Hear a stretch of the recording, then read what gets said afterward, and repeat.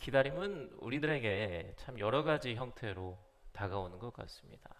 만약 위험한 상황이나 나에게 해가 될 수 있다고 여겨지는 것을 마주해야 하는 기다림이라면 아마 그 기다림의 시간은 불안과 두려움으로 가득 채워지겠죠.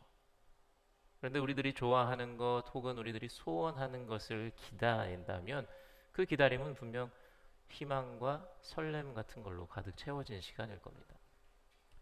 그런데 그 희망과 설렘 그리고 기대로 가득한 기다림이어도 내가 바라던 일을 기다리는 그 시간이 계속해서 길어지기만 하고 그 소원함이 이루어질 것 같은 조짐이 하나도 보이지 않는다면 그 희망과 설렘으로 가득했던 기다림도 점점 우리들을 지치게 하고 포기라는 단어가 떠올리게 만들어지게 될 겁니다. 그리고 그러한 시간이 길어질수록 희망과 설렘으로 다가왔던 그 기다림은 아마 실망과 낙심으로 기다림의 끝을 맺기가 쉬울 수도 있겠죠. 사실 우리 인생 속에는 이런 끝이 보이지 않는 기다림이 적지는 않은 것 같습니다. 특히 크리스천들에게 있어서는 하나님께서 응답해 주시기를 바라며 기도하며 기다리는 그 시간이 만약에 그 기다림이 가끔 길어진다면 가끔 끝이 보이지 않는 것처럼 끝이 있는 건가 내가 지금 끝내야 되는 건가 하는 그런 실망과 낙담으로 우리들에게 다가올 때도 있을 겁니다. 그러한 기다림이 그리 길지 않을 때는 또 믿음을 갖고요 견뎌낼 수 있지만 너무 그 기다림 시간이 길어지면 정말 하나님께서 내 기도를 듣긴 하시는 걸까? 하나님께서 계시는 걸까? 하나님께서 응답하여 주실까라는 의심과 함께 낙심이 찾아오기도 할 겁니다. 오늘 본문 속 등 9분 여인의 이야기도요 바로 그런 기다림의 시각으로 바라볼 수 있을 것 같아요. 설렘과 기대로 시작되었던 기다림이 실망과 낙심과 포기의 기다림으로 변해버린 그 기다림의 이야기. 그 여인의 18년 동안의 기다림은요 정말 어렵고 매우 힘든 시간이었을 거예요. 18년이라는 시간은 그리 짧은 시간이 아니죠. 그녀의 나이가 밝혀지진 않았지만 만약 이 둥그분 여인의 나이가 18살이라고 한다면 18년의 시간은 그에게 있어서 삶의 전체입니다. 그의 나이가 40세 정도라고 한다면 그녀의 인생의 약 절반이라는 시간이 그 등이 굽은 채로 살아온 거예요. 성경은 그녀가 그렇게 긴 시간 동안 등이 굽어 몸을 조금도 펼 수 없다고 다소 쉽게 이야기하는 것처럼 보이지만 그의 삶은 우리가 생각하는 것 이상으로 굉장히 불편하고 힘들었을 거예요. 그렇지만 하나님을 어떤 형태로든 아는 유대인이었기 때문에 처음부터 그렇게 낙심하고 낙담으로 가득 찬 인생은 아니었을 거예요. 하나님께서 무언가 뜻을 갖고 계시겠지. 나를 통해 하나님의 크신 일을 이루실 거야. 그때가 언제인지는 모르나 기다리면 분명 회복시켜 주실 거야. 내가 참된 믿음의 사람으로 살아간다면 하나님을 진정으로 예배하고 하나님께 진심으로 간구한다면 분명 내 굽은 등은 언젠간 펴질 거야. 그런 믿음을 소유한 채 말씀도 가까이 하고요. 기도도 하면서 회당도 자주 찾고 가르침을 받고 예배하며 살았을 거란 말이죠. 그런데 그 시간이 지나도 18년이라는 기간 동안 아무런 변화도 없는 거예요. 회복은커녕 나를 죄인 대하듯 바라보는 사람들의 시선이 느껴지고 나를 무시하고 멀리하는 사람들의 냉소적인 태도가 그의 마음 안에 계속해서 상처를 만들어냈을 겁니다. 그러한 삶의 시간은 결국 회복에 대한 기대도 잃어버리고 하나님을 향한 믿음도 잃어버리고 회당을 찾지 않는 날도 많이 만들어졌을 거예요. 그러다 보면 사람들도 하나님도 미워하는 그 시간과 양이 점점 늘어만 갔을 것 같습니다. 이 등급은 여인의 모습을 보면요, 우리들의 모습과 그렇게 크게 차이가 있지 않을 수도 있겠다라는 생각이 들어요. 이 자리에 어쩌면 이제 막 신앙생활을 시작한 분들도 있을 수 있지만 80년, 90년 이상 신앙생활 하신 분들도 계실 거예요. 그런데 정말 오랜 시간이 지나도 해결되지 않는 문제들이 여러분들의 삶에 있을 수 있거든요. 그러니까 우리 성도님은 아니지만 우리 교회 밖에 제가 아는 몇몇 분들만 봐도요, 몇십 년 동안을 똑같은 기도를 하는데도 이루어지지 않은 분들이 계셔요. 그분들과 이야기를 나누어 보면 그래도 언젠가는 하나님이 이루어주실 겁니다. 하나님께서 분명 지금도 일하고 계시고 무슨 뜻이 있으시겠죠 라고 처음에는 굉장히 밝은 표정으로 말씀을 하죠. 근데 한두 번 더 이야기하다 보면 그 믿음의 이야기를 하지만 가끔은 그 말 속에 뭔가 씁쓸함이 느껴질 때가 있어요. 그러면 저 혼자 생각합니다. 아, 기도를 포기하셨나? 하나님께 많이 실망하고 계신 건가? 더 이상 어떤 기대도 갖지 않는 것일까? 그런 생각을 드는 거예요.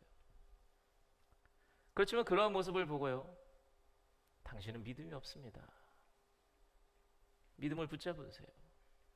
믿음을 제대로 갖추세요 라고 저는요 절대로 말할 수가 없어요. 그 기다림의 시간이 제가 상상할 수 없을 만큼 분명히 엄청 힘드셨을 거란 말이죠. 분명 그 기다림의 시간 동안 답답하기도 하고요, 이게 신앙생활인가 싶기도 하고, 다른 사람들 기도는 다 응답받는 것 같은데 내 기도만 응답받지 않는 것 같고, 난 웃을 수 없는데 주변 사람들은 다 웃고 있는 거죠. 다른 사람들은 그렇게 감사할 것도 많고 간증도 많이 하는데 그 모든 말들이 나에게 와닿지도 않고 목사님 설교도 하나도 들리지 않는 것 같아요. 그러니까 교회 다니는 것도 너무 힘들고 교회 가는 것도 싫고 사람을 만나는 것도 싫었을 때가 분명히 있었을 거란 말이죠. 아니면 이제 자신이 기도하고 바라던 것에 대한 기대감을 다 잃어버리고 다 포기하고 다른 것을 바라보면서 지내는지도 모르겠어요. 만약에 기도를 하더라도 오늘도 안 들어주시겠지. 기도해봤자 들어주시겠어? 자포자기하는 심정으로 신앙생활을 이어가고 있는지도 모르겠어요. 얼마나 힘들면 그러시겠어요? 물론 그런 분이 여기에 계시지 않기를 바라지만 오늘 이 자리에도요 그런 분들이 없다는 보장은 제가 못하겠어요. 한 달, 두 달, 1년, 2년 혹은 그 이상 정말 나를 힘들게 하고요 꼭 해결받고 싶은 어려움들이 있는데 아무리 기도하고 아무리 간구해도 이루어지지 않고, 그러다 보면 실망하고 포기하고 기대함도 소망함도 다 잃어버리는 그런 모습의 신앙생활을 하고 계시는 분들도 있지 않을까 하는 염려가 있습니다. 혹은 하나님께 그리 오랫동안 매달리진 않더라도요 열심히 신앙생활하면서 은혜라는 것을 좀 받고 싶은데 하나님의 도우심이 정말 필요한데 내 삶에는 아무 은혜도 없는 것 같고 신앙생활에 보람도 없고 은혜가 필요한 시점은 다 지나가 버리고 하나님께서 나를 돕지 않는 것 같다는 느낌도 드는 그런 상황에 계신 분들이 있을지도 모르겠어요. 만약 그렇다면 오늘 말씀에서 만난 이 등굽은 여인이 자신의 그 어려움, 그 상황을 어떻게 이겨냈는지가 아마 우리에게 조금이라도 영적인 도움을 주지 않을까 싶습니다. 이 등굽은 여인, 이 여인은요 결국엔 예수님께 치료를 받아요. 예수님 은혜를 받습니다. 18년 동안 바라던 일이겠죠. 물론 완치라는 것을 포기하는 시점이 있었을지도 몰라요. 그렇지만 항상 마음 한켠에 자리 잡고 있었을 거예요. 낫고 싶다, 펴지고 싶다. 그러한 자신의 소원을요 예수님을 만나 이루게 됩니다. 그런데 그 여인이 자신의 그 회복을 위해서 무엇을 했는지 저는 사실 잘 모르겠어요. 다른 병자들이 예수님으로부터 회복받았다는 것을 한번 잘 생각해 보세요. 이 등굽은 여인은요 예수님께 다가가서요 그의 옷자락을 붙잡은 것도 아니에요. 뭐 예수님 앞에 나와서 엎드려 간구한 것도 아니고요. 뭐 친구들이 지붕을 뚫고 예수님 앞에 떨어뜨려 준 것도 아니에요. 뭐 그렇다고 예수님을 향해서 나를 고쳐주세요 하고 막 소리친 것도 아니란 말이에요. 예수님을 향해서 그가 한 것은 아무것도 없어요. 가만히 있었는데 예수님께서 먼저 그를 보시고요 부르시고요 만져주시고요 치료해 주셨어요. 이 여인이 먼저 예수님을 향해 했던 행동이 아무것도 없는 것처럼 보인단 말이에요. 게다가 예수님께서 그 여인의 믿음을 보고 고쳐주신 것도 아니에요. 그를 바라보시면서 예수님은 믿음에 대한 언급 자체를 안 하십니다. 어쩌면 믿음이 없는 여인인지도 몰라요. 그러니까 이러한 모습을 보면 우리들이 지금까지 봐왔던 예수님의 치유 이야기와는 좀 달라요. 그런데 가만히 살펴보면 등굽은 여인이 지켰던 것이 하나 있습니다. 그것이 무엇인지 아십니까? 그 여인은요 예배하는 자리를 지키고 있었어요. 은혜의 자리를 지키고 있었어요. 지금 이 등급은 여인이 있는 자리가 어디입니까? 그가 지금 지키고 수호하고 있는 자리가, 고수하고 있는 자리가 어디예요? 말씀이 있고 기도가 있고 예배가 있는 회당이었어요. 그렇지만 사실 그 여인에게 이 회당은요, 그렇게 좋은 기억을 갖고 있는 자리는 아닐 수 있어요. 하나님을 향한 어쩌면 가장 큰 실망을 받았던 장소일 수도 있고요. 사람들을 향해서도 가장 크게 실망했었던 장소일 수도 있고요. 말씀에 대해서 어쩌면 가장 큰 후회를 했었던 자리일 수도 있어요. 18년 동안 아무것도 이루어진 게 없고 18년 동안 사람들에게 미움만 받았을 테니까. 어쩌면 그 회당은 하나님을 향한 기대도 소망도 말씀에 대한 믿음도 잃어버렸던, 사람들을 향한 정도 사랑도 잃어버렸던 장소일 수도 있단 말이에요. 그런데 그 자리에 있는 거예요. 그 회당에. 이 사람은 치유가 필요한 자였잖아요. 몸도 마음도 회복이 필요한 자였다고요.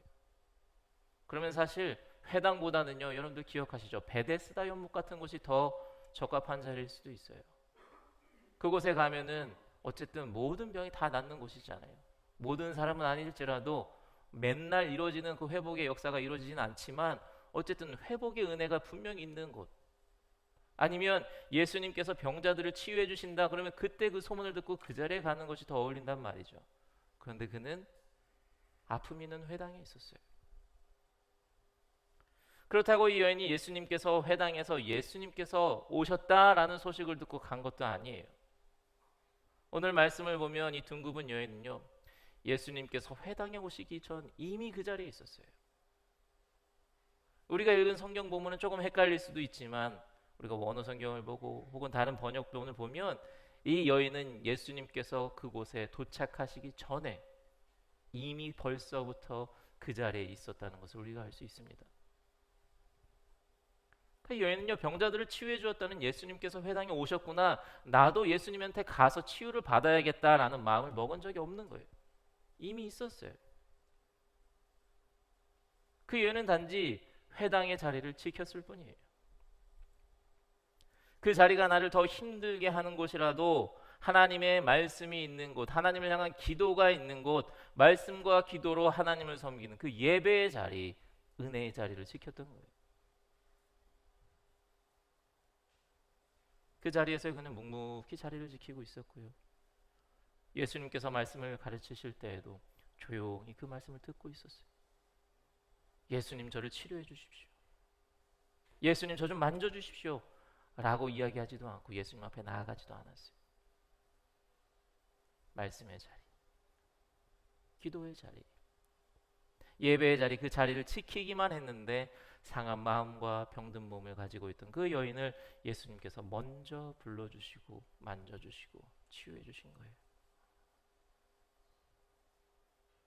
이 둥굽은 여인의 모습을 보면요, 주님의 은혜를 맛보기 위해서는 때로는 믿음이 꼭 그렇게 먼저 필요한 것 같지는 않아요. 믿음이 그렇게 크지 않아도 되는 것 같고요. 믿음을 잃어버렸어도 괜찮은 것 같아요. 여러분 생각해 보면요, 모든 사람이 처음부터 믿음이 있어서 예수님을 찾아간 것은 아니었어요. 그냥 고침받고 싶어서, 아니면 예수님이 누군지 궁금해서 찾아간 사람들, 그 사람들을 치유해 주시기도 하셨고요, 그 사람들 집에 방문하기도 하셨어요. 이렇듯 하나님께서 우리들을 찾아오시는 것, 하나님께서는요, 우리를 통해 일하시는 것, 그런 것은 우리들의 조건이나 자격 혹은 믿음의 양에 따라서 결정되어지는 게 아니에요. 물론 그럴 때도 있지만 하나님이 먼저 주도적으로 은혜를 베푸시는 것이 먼저일 때도 있는 거예요. 근데 우리는요, 때론 은혜를 받기 위해서 우리들의 믿음이 무조건 선행되어야 된다고 생각해요. 굉장히 큰 부담감을 갖고 이 자리에 나옵니다. 하지만 우리들의 믿음이 그리 크지 않더라도요, 괜찮은 거예요. 하나님이 먼저 다가오실 수도 있어요. 그리고 그 은혜를 통해서 그 은혜 다음에 믿음이 생겨나기도 하는 거예요. 믿음이 있어야 은혜를 받는다. 믿음 다음에 은혜. 믿음이 있어야 은혜. 이 순서만 너무 고집하고요, 이 순서에만 너무 몰두하는 경향이 있는 것 같아요. 하지만 이 반대 순서도 분명히 있다고요. 은혜를 먼저 경험하고요, 믿음이 그 다음에 뒤따르기도 하는 거예요. 오늘 본문에 나온 등급은 여자가 믿음이 없었을 것 같단 말이에요. 아니면 믿음을 잃었을 수도 있어요. 18년 동안. 하지만 예수님께서 먼저 다가오신다고요. 그리고 그 뒤에 은혜를 받은 뒤에 등이 펴진 뒤에 하나님께 영광 돌리잖아요. 그 뒤에 하나님을 찾는 거예요. 그 뒤에 하나님을 부르는 것이고 그 뒤에 하나님을 예배하며 그 뒤에 믿음의 소유자가 되는 거예요. 그러니까 우리들도 마찬가지라고 생각해요. 목사가 이런 말 해서 죄송합니다. 근데요, 믿음이 없어도 괜찮아요. 믿음을 잃어버렸어도 괜찮아요. 믿음이 있는 둥 없는 둥 뭐 아주 작은 믿음에도 괜찮아요. 그럼에도 불구하고 하나님은 우리들을 먼저 찾아와 주신다고요. 그리고 그 뒤에 믿음을 심어 주시기도 하는 거예요. 다만 우리들에게 하나님께서 요구하시는 것이 한 가지 있죠. 그것이 무엇입니까? 회당의 자리, 예배 자리를 지키는 거예요. 그곳이 실망의 장소여도요, 그곳이 상처의 자리여도 말씀이 있는 자리이기에, 기도가 있는 자리이기에, 예배가 있는 자리이기에 그 회당의 자리, 그 은혜의 자리를 지키는 것, 그것이 은혜와 믿음으로 나가기 위해 우리들에게 요구되는 것이에요. 여러분에게 교회라는 장소는 어떤 곳입니까? 우리 뉴욕 한인교회만 말하는 게 아니고요, 교회라는 것, 여러분들에게는 어떠한 의미로 다가갑니까? 은혜와 사랑과 행복만 가득한 곳이라고 모두가 한 소리로 외쳐주시기를 정말 간절히 바라지만 그런 걸 기대하는 건 무리겠죠. 물론 사랑이 가득합니다, 행복이 가득합니다, 은혜가 가득합니다 라고 말씀하시는 분들도 계시겠지만 그런 분들조차 조금의 상처가 있을 수도 있고요, 그런 분들조차 조금의 실망이 있을 수도 있는 곳, 그런 곳이 교회일 거예요. 누구 하나 교회에서 상처받지 않고 누구 한번 교회에서 실망하신 적 없는 분 없을 거예요. 사람뿐만이 아니라 하나님에게 상처받은 분이 있을 수도 있고요, 하나님 때문에 낙심하신 분들도 있을 수 있어요. 이곳에서 내 소망도 잃고요, 내 기대도 잃고요, 믿음도 잃고요, 몸도 마음도 지쳐버린 경험을 하신 분들도 있을 거란 말이에요.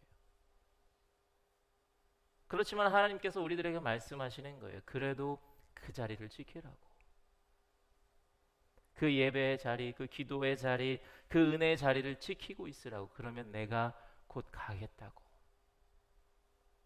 조금만 더 지키고 있으라고. 그러면 내가 먼저 찾아가서 내가 너를 만져주고 일으켜 줄 테니까. 너에게 필요한 것이 무엇인지 내가 다 알고 있으니까 조금만 그 자리를 지키고 있으라고 말씀하시는 거예요. 저는 그래서 오늘 이 자리에 있는 우리 모든 성도님들께서는요, 분명 하나님의 은혜를 받을 준비를 너무나 잘하고 계신다고 말씀드리고 싶어요. 우리들은 당연히 우리들의 믿음을 견고하게 만들기 위해서 늘 노력해야 하죠. 그렇지만 때로는요, 그 믿음을 위해 내가 무엇을 해야겠다라기보다 은혜의 자리를 지키면서 하나님의 은혜를 먼저 사모해도 괜찮아요. 은혜만 사모해도 괜찮아요. 이 자리를 지키면서. 그리고 그 은혜를 통해서 내 믿음이 커져가는 것, 그것을 기대해도 괜찮은 거예요. 그러니까 교회 다니는데, 교회 열심히 나오는데 내 믿음이 연약하다, 나는 믿음이 없다, 지난 몇십 년 동안 나는 교회 생활 허투루 한 것 같다, 뭐 이거는요 잘못된 말인 거예요.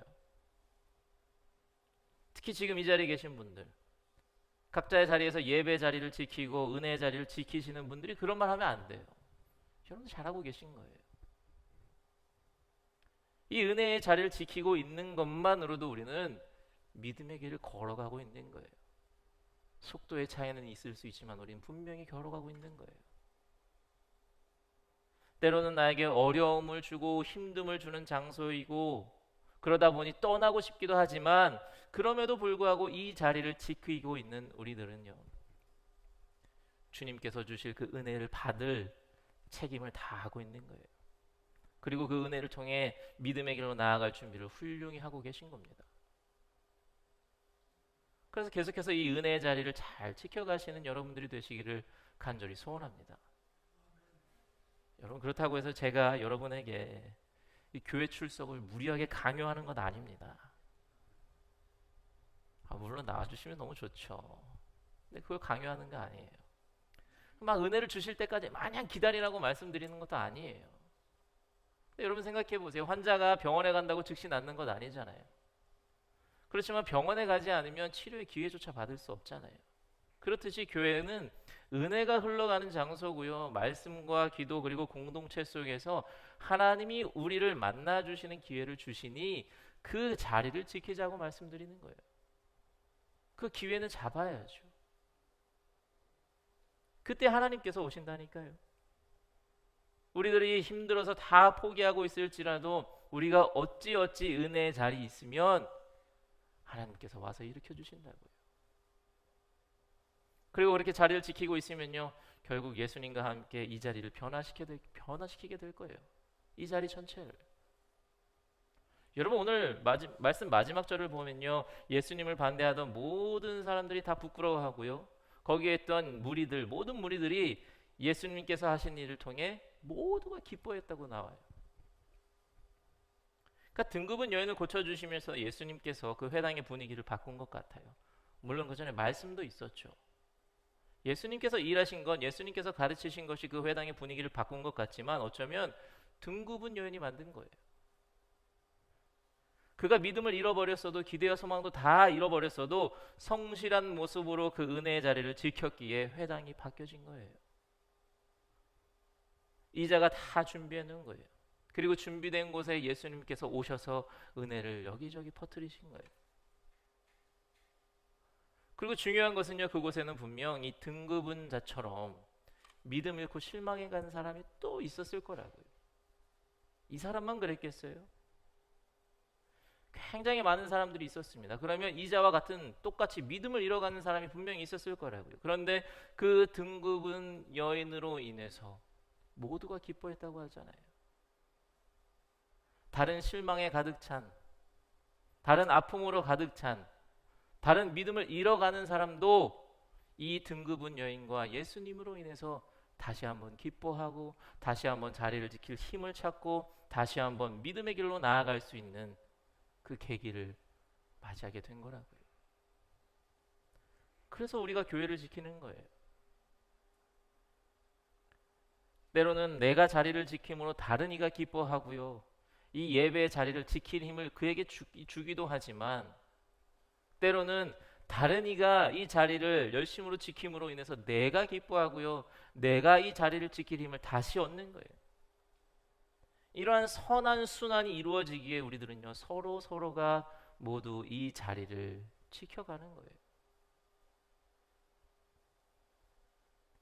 그러니까 이 은혜의 자리를 지키는 것이 하나님의 은혜를 마냥 기다리는 것이 아니라 이 자리를 지킴으로 인해서 서로에게 기쁨을 줄 수 있고요, 서로에게 은혜의 자리를 지킬 수 있는 힘을 다시금 불어넣어 줄 수 있고, 그리고 함께 믿음의 길로 나아가는 소망 가득한 기다림의 시간으로 우리들이 만들어갈 수 있는 거예요. 그렇기에 함께 이 예배의 자리를 지키는 우리 모두가 되기를 정말 간절히 소원합니다. 그래서 결국엔 주님께서 준비하신 그 은혜를 성취하시고 함께 기뻐하고 함께 믿음의 길을 걸어가는 우리 뉴욕 한인 교회가 되기를 주님의 이름으로 축원합니다. 여러분 혹시 그런 경험 해보셨는지 모르겠어요. 은행이었던 것 같거든요. 제가 어렸을 적에 은행에 갔는데, 은행에 가면 이렇게 번호표를 뽑아야 되잖아요.